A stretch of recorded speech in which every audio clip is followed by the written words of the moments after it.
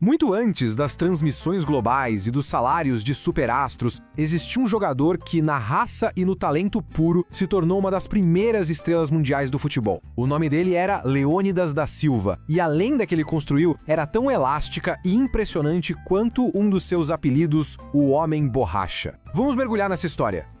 Para a gente entender de verdade a lenda de Leônidas, nosso caminho vai ser o seguinte. Primeiro, vamos decifrar os apelidos dele, como o Diamante Negro. Depois, a gente acompanha o nascimento da estrela dele lá nos clubes do Rio, antes de vermos ele conquistar o mundo na Copa de 38.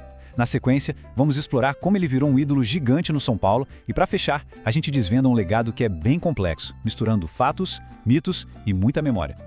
Todo grande herói tem um nome que marca, né? E Leônidas, bom, ele tinha vários. Para começar a entender a dimensão desse cara, a gente precisa primeiro entender os apelidos que a imprensa e os torcedores deram para tentar descrever a genialidade dele em campo.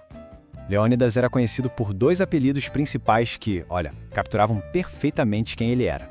O primeiro, Diamante Negro, foi dado por um jornalista francês, que viu nele uma joia rara, sabe? Preciosa.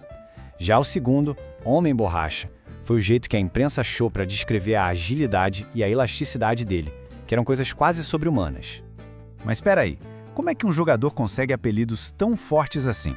Não é uma coisa que acontece do nada. A resposta, como a gente vai ver, está na jornada dele e na pura arte que ele mostrava em cada jogo, começando pela sua ascensão, que foi meteórica lá no futebol carioca.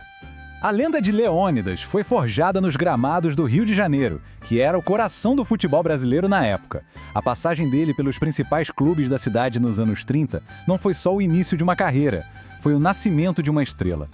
Essa linha do tempo aqui mostra uma subida impressionante. Em 1930, ele começa no modesto Bom Sucesso.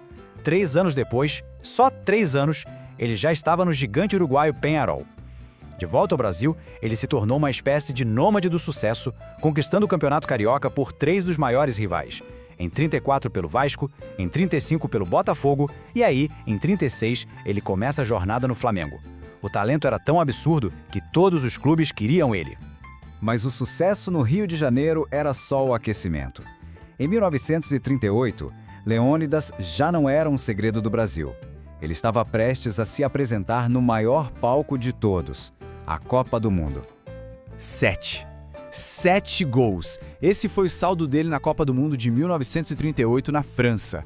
Um feito espetacular. Com essa performance avassaladora, ele não só foi o artilheiro da competição, como também foi eleito o melhor jogador do torneio. Foi ali, naquele momento, que o mundo olhou para o Brasil e entendeu que uma nova potência do futebol estava nascendo. Mas a genialidade dele pela seleção não foi coisa de um torneio só, não. Tem outro número que revela a consistência do talento dele vestindo a amarelinha.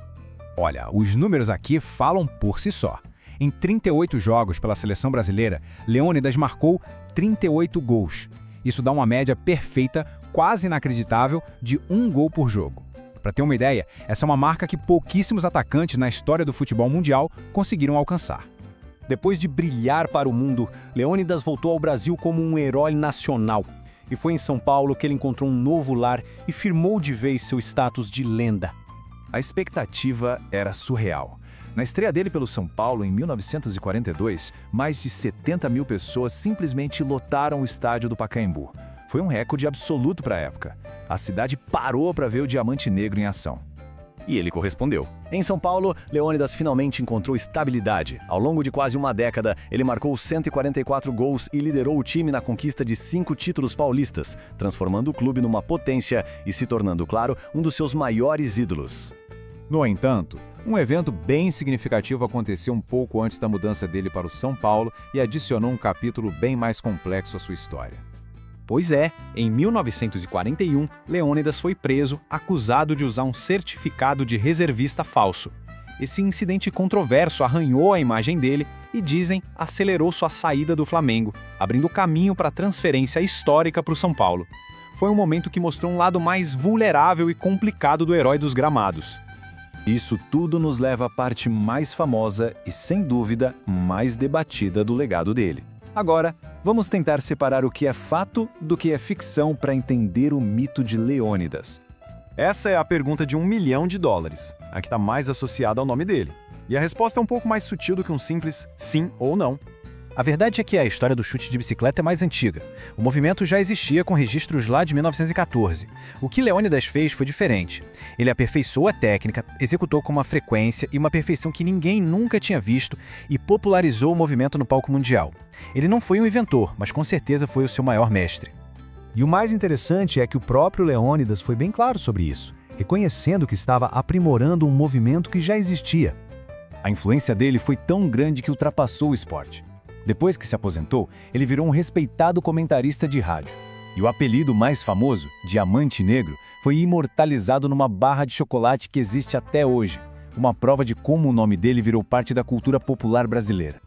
Isso tudo deixa a gente com uma reflexão final sobre Leônidas da Silva, um jogador cujos mitos e histórias são talvez tão poderosos quanto as suas estatísticas incríveis.